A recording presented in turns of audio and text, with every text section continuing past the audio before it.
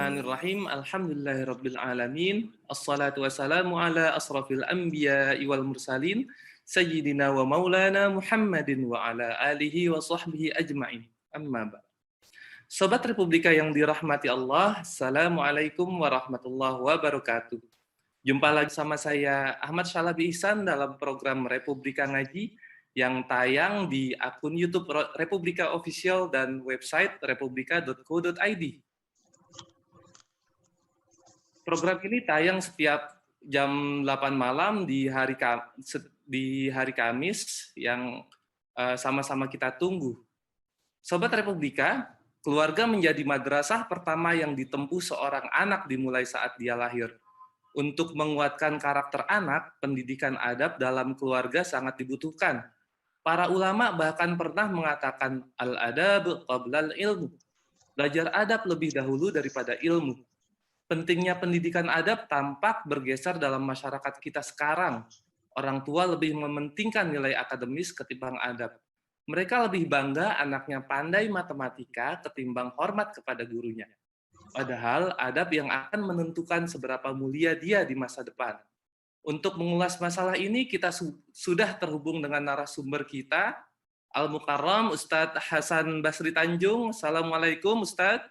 Waalaikumsalam warahmatullahi wabarakatuh. Ustadz Syalabi, apa kabar? Alhamdulillah, sehat nih. Ustadz, gimana kabarnya? Alhamdulillah, sehat walafiat. Tetap semangat terus kan? Ini di Bogor posisinya Ustadz ya? Iya, di Bogor. Telaga Kahuripan Bogor. Waduh. Kota hujan yang selalu sejuk di hati kan? Alhamdulillah. Nah, Sobat Republika, sedikit saya perkenalkan mengenai narasumber kita kali ini. Nama lengkap beliau adalah Ustadz Hasan Basri Tanjung, menyelesaikan pendidikan di UIN Jakarta, Universitas Muhammadiyah Jakarta, dan Universitas Ibnu Khaldun Bogor. Saat ini beliau beraktivitas sebagai dosen tetap di Unika Bogor, dan beliau juga merupakan ketua Yayasan Dinamika Umat. Beliau juga aktif sebagai penulis hikmah di kolom Republika ya Ustadz ya? Ya, betul. Alhamdulillah. Ustadz Tanjung ini Sobat Republika punya penggemar sendiri nih Ustadz Tanjung nih, karena tulisannya seringkali ditunggu nih. Nah, tanpa berpanjang kalam lagi, mungkin kita dengarkan tausiah dari Ustadz Tanjung. Tafadhol Ustadz. Baik, terima kasih Ustadz Syalabi. Bismillahirrahmanirrahim. Assalamualaikum warahmatullahi wabarakatuh. Waalaikumsalam warahmatullahi wabarakatuh. Innal hamdalillah, salatu wassalamu ala Rasulillah, la haula wala quwata illa billah. Allahumma shalli ala sayidina wa maulana Muhammad wa ala alihi washabihi ajmain, amma ba'du. Ustaz Syalabi dan sobat Republika yang saya hormati, bersyukur kita kepada Allah dengan ucapan alhamdulillah dan salawat beriring salam semoga senantiasa dilimpahkan kepada junjungan kita Nabi Muhammad sallallahu alaihi wasallam. Allahumma shalli wa sallim wa barik alaihi. Apa yang disampaikan Ustaz Syalabi tadi itulah nyata ya, itulah kenyataan yang kita hadapi di masyarakat. Alhamdulillah saya mengelola pendidikan Islam ya, sekolah Islam terpadu SD, SMP, SMA, IT Dinamika Umat. Jadi persoalan masalah adab ini menjadi hari demi hari atau persoalan hari-hari gitu ya yang kita hadapi. Bagaimana mendidik adab dalam sekolah atau dalam keluarga, dan kita betul-betul mengalaminya karena memang adab ini sesuatu yang sangat kondisional sekali dan dia bisa berubah-ubah dengan cepat. Kalau ibadah itu melahirkan akhlak, maka pendidikan itu melahirkan adab. Nah, gitu. Insya Allah kalau kita melaksanakan ibadah dengan baik sungguh-sungguh didasarkan pada keyakinan yang akidah yang benar, maka ibadah itu akan melahirkan akhlak karimah. Nah, dari akhlak karimah itu kan perlu dididik lagi supaya detail dia, supaya aplikatif kesehariannya, maka disitulah pendidikan adab. Nah, keluarga menjadi salah satu topang. Jadi sebutkan tadi Ustadz Syalabi adalah memang keluarga adalah pendidikan pertama, lembaga pendidikan pertama dalam Islam itu adalah keluarga. Saya menulis sebuah buku Ustadz Syalabi namanya Sekolah Anak Kita, ya gitu ya. Sekolah Anak Kita. Dan di sini saya sebutkan bahwa memang sekolah anak kita itu setidaknya itu ada 4 atau sampai 5. Dan sekolah yang pertama itu adalah keluarga. Dan dalam keluarga itu ayah dan ibu. Makanya saya bilang sekuat apapun pendidikan atau pengaruh yang dibuat di luar itu, kalau keluarga kita kuat, pendidikan keluarga kuat, maka anak-anak kita akan selamat, gitu.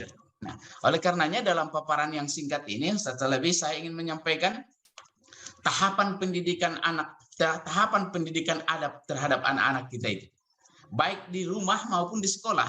Dan kalau di sekolah itu real kita lakukan secara sistematis, ada sistemnya gitu ya, karena memang dalam lingkungan pendidikan.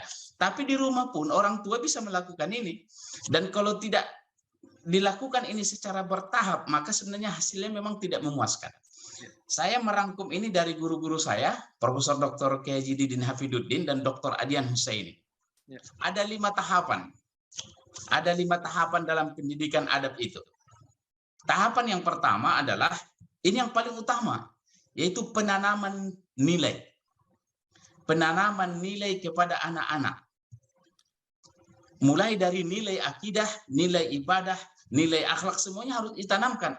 Ini kan sesuai dengan diajarkan oleh Luqmanul Hakim gitu ya, dalam surah Luqman itu, bahwa penanaman yang paling pertama itu adalah penanaman akidah. Ya bunayya la tusyrik billah, inna syirka la zulmun azim. Ini kan penanaman. Kenapa harus bertauhid kepada Allah? Ini ditanamkan karena kalau tauhid berarti benar akidah kita kepada Allah, dan kalau tidak bertauhid berarti syirik. Dan syirik itu adalah kezaliman yang luar biasa. Ini kan harus ditanamkan. Sama dengan menanamkan sholat. Kenapa kita harus sholat? Karena sholat itu adalah jembatan komunikasi kita dengan Allah. Kalau kita meninggalkan sholat, maka terputus komunikasi kita dengan Allah. Ini Ustaz Salabi, yang ini kan harus pertama ditanamkan. Jadi nggak bisa serta-merta sholatlah. Sholat. Oh nggak sholat nanti dipukul gitu kan. Nah, tahapan pertama justru ditanamkan dulu nilainya. Apakah sholat? Kalau di sekolah kita itu, Ustaz Salabi, sekolah dinamika umat itu model sekolah bersih tanpa cleaning service. Jadi sekolah kita itu tidak ada cleaning service-nya. Maka yang pertama kita lakukan adalah penanaman nilai-nilai kebersihan. Kalau saya bilang selalu sama anak-anak itu, sama guru-guru semua, bersih itu indah, bersih itu sehat, bersih itu iman. Itu sengaja saya susun begitu, dan itu dihafal oleh semua murid. Bahwa kalau kita bersih itu akan indah kehidupan kita, akan indah lingkungan kita. Kalau kita bersih, maka akan sehat badan kita, sehat lingkungan kita, sehat keluarga kita. Dan kalau kita bersih, itulah tandanya kita orang beriman. Itu dalam rangka penanaman gitu, secara lebih. Jadi memang ini harus ditanamkan, nggak bisa serta-merta. Walaupun kita paksa dia, kalau dia nggak tertanam nilainya, karena kalau tertanam kan berarti ada di dalam dirinya, oh ternyata memang bersih itu adalah perintah Allah. Nah, gitu kan. Punya bahwa Allah senang gitu, dengan Ustaz, bersih. ya. Ya? Dia punya kesadaran terhadap nilai-nilai itu gitu ya, Ustaz ya. Iya. Karena kalau sudah ditanamkan kan muncul kesadaran. Kenapa saya harus bersih? Kenapa saya harus menyapu? Kenapa harus buang sampah pada tempatnya? Karena Allah itu maha bersih dan sukanya kepada yang bersih. Nah, itu kan akan muncul kita. Nah, ini yang pertama, yaitu penanaman nilai.